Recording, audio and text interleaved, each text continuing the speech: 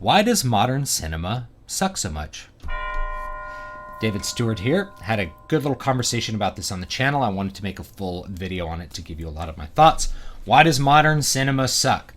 Before I even give you my explanation, I got to temper that a little bit because modern cinema includes both things that are good and things that are bad. And the things that are good have a better ability to reach the audience now than they ever have before. There's better distribution of movies than there ever has been before in human history. I did a review on Deathgasm, which was a movie from New Zealand, kind of for metalheads, made on like a virtually shoestring budget probably. And it was like, to be able to make that movie and then get it to the people who actually want to see it, that's a pretty incredible thing. So fact that modern movie making, modern cinema includes good things and bad things. What are the bad things? The bad things that people usually think about is like a declining quality of these big blockbuster movies. These big budget movies that are designed to go out and gross a whole bunch of money, have a giant budget, and really deliver a profound cinematic experience. There's a feeling that those have declined in quality, especially when it comes to story writing. And I'd like to give you some explanations for that, give you my perspective. I will still temper what I'm going to say a little bit from there, because one thing that you have to keep in mind is that part of your cognitive bias, and everyone has this, including me, is that you tend to forget the stuff from the past that sucked and remember the stuff that you liked. So if you watched 40 movies in 1993, you're probably going to remember like 2 of them being good.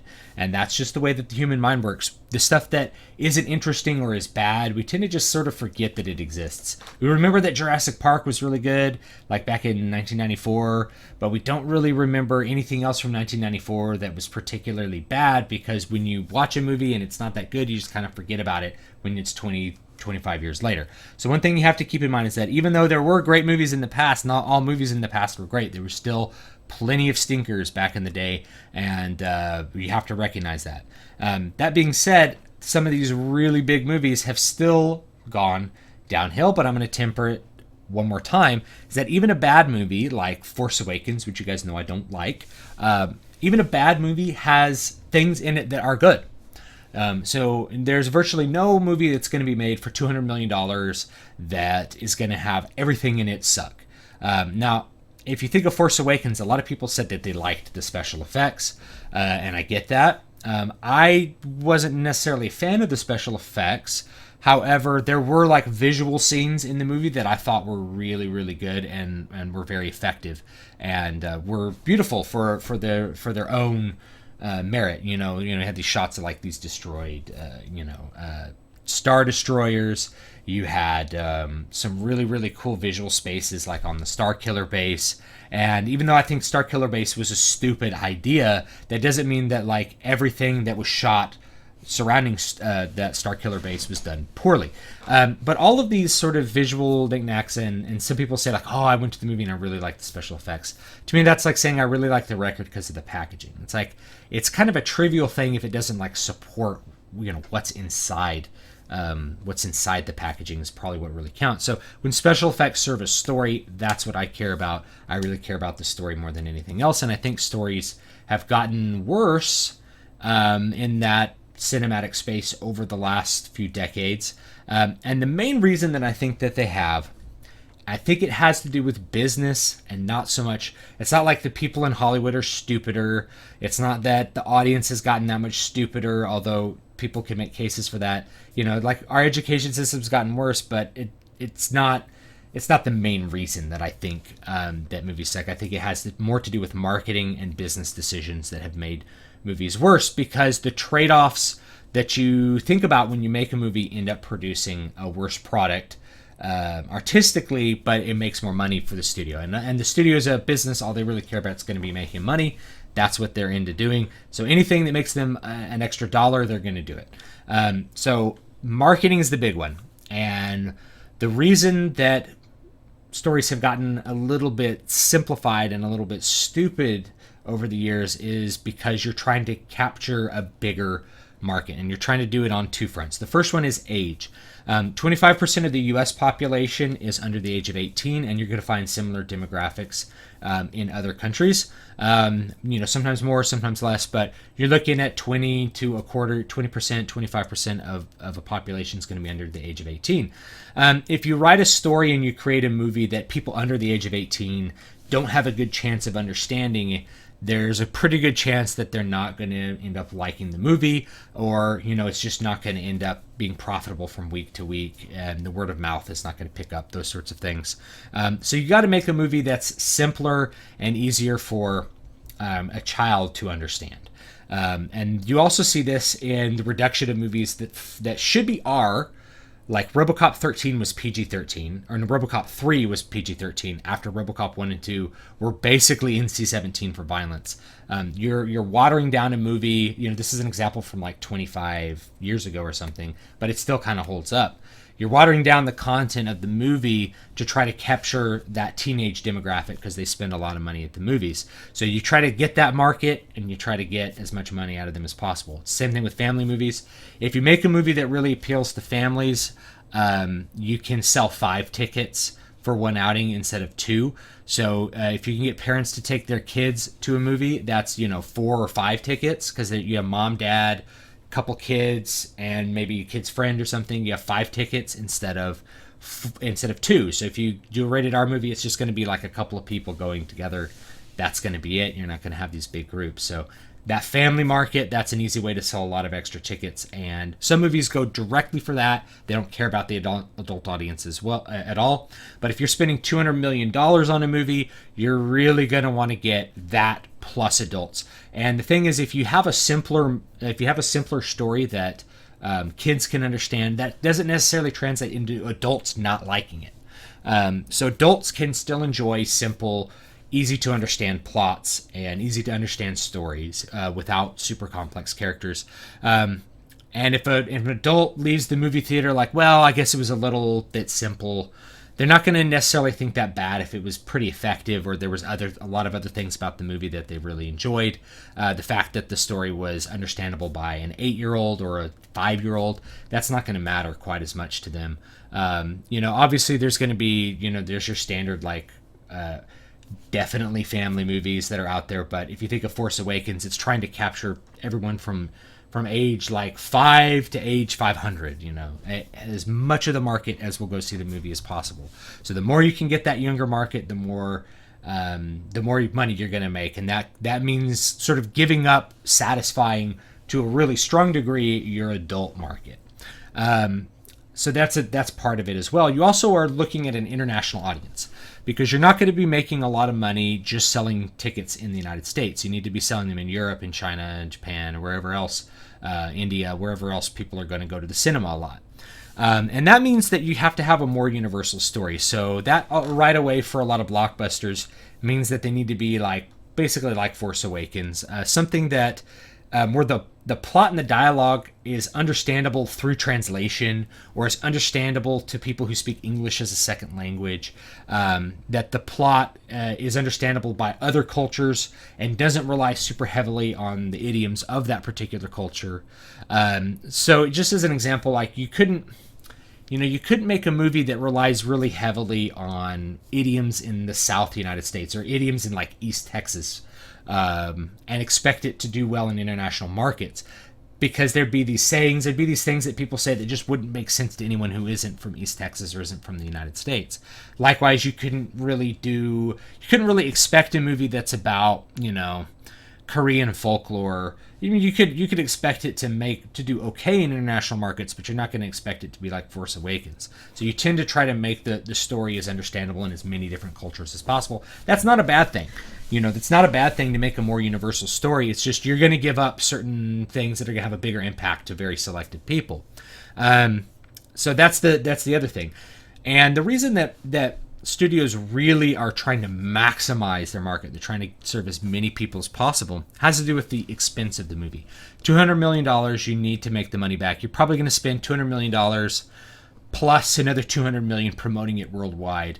So that means it needs to be grossing a lot more than $400 million, because you're not going to be getting 100% of the gross, right? You're getting just a little little portion of the movie theater and has to make money too.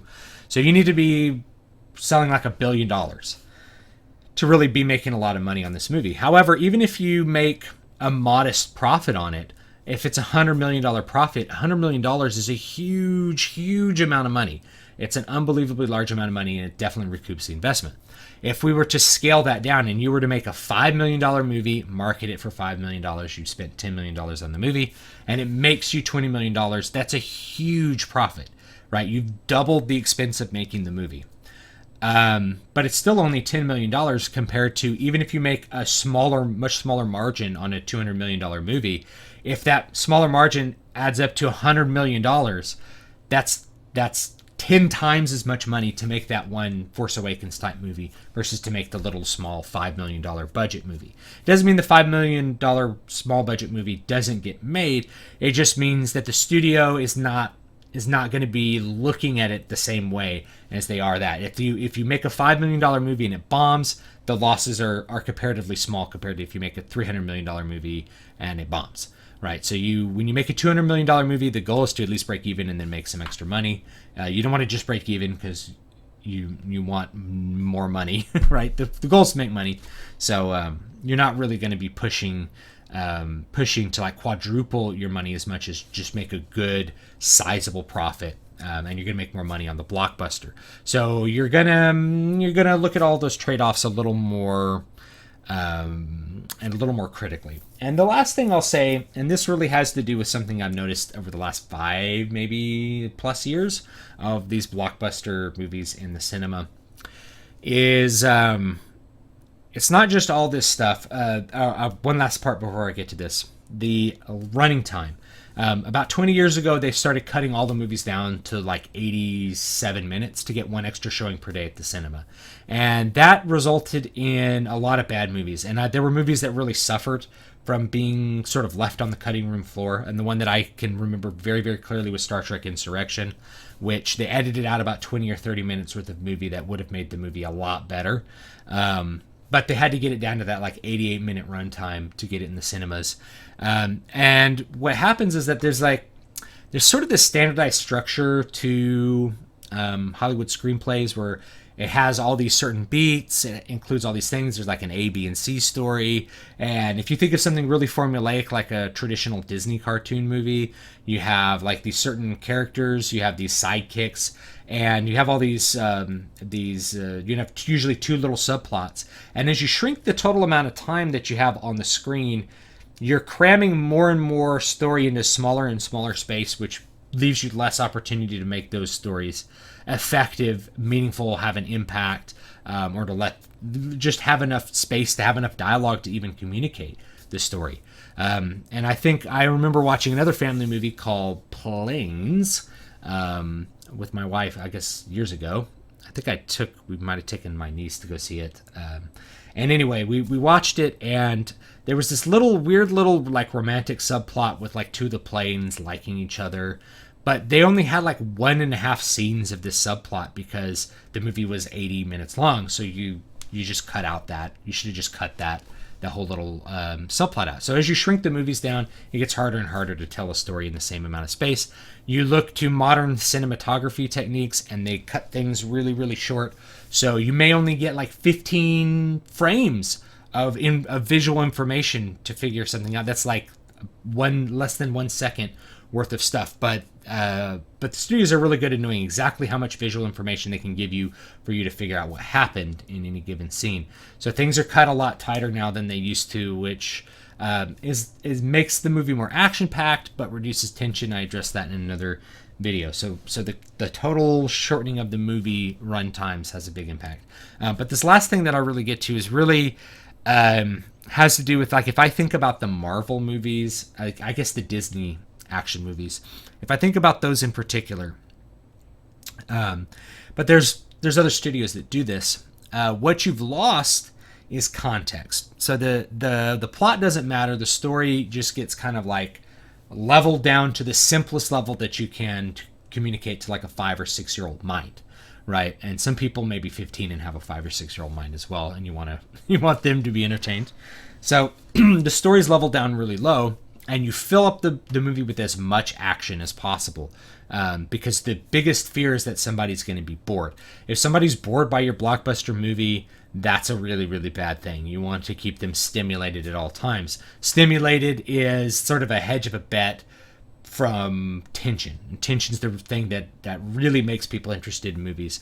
But action will keep them stimulated enough that they're not going to like walk out of the movie theater.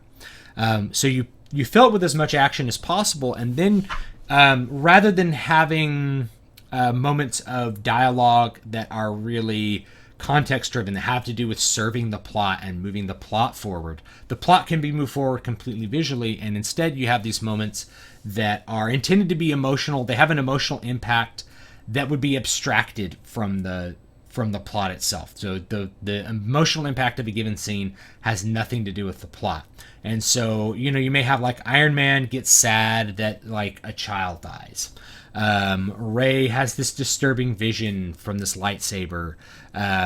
All these little things, a raptor jumps out of nowhere in Jurassic World and you're scared, right? And these things would have that, they tend to use like a dying child as a great example, because everyone has this emotional impact or this emotional effect from seeing a child die. And so you throw that in there and people have this emotional response to it, which is normal. But that emotional response has nothing to do with the plot or the context. It may make no sense in the context of what the movie's doing, but you'll see a lot of that, especially in like Marvel movies and these recent Disney movies. So the emotional moments are all have nothing to do with the plot. So you just sort of string along a series of scenes to create your movie that is going to be effective at a certain level. So you have the fighting giant robots, you have the children dying, which makes people feel sad, and then you finally have a really long action sequence, things blow up, and then the movie ends. And if you're like me and you're a story-driven person, you're left kind of going like, what the hell was that? Because my mind is always on the context of why everything's happening. When I'm watching a movie, I tend to be very analytical. And I think a lot of you who are watching this are probably similar. All right. And you're kind of like, why did that happen? And I'll address this. I've watched some movies recently and I'll be trying to do more movie reviews, but this is something that I've been seeing a lot in movies.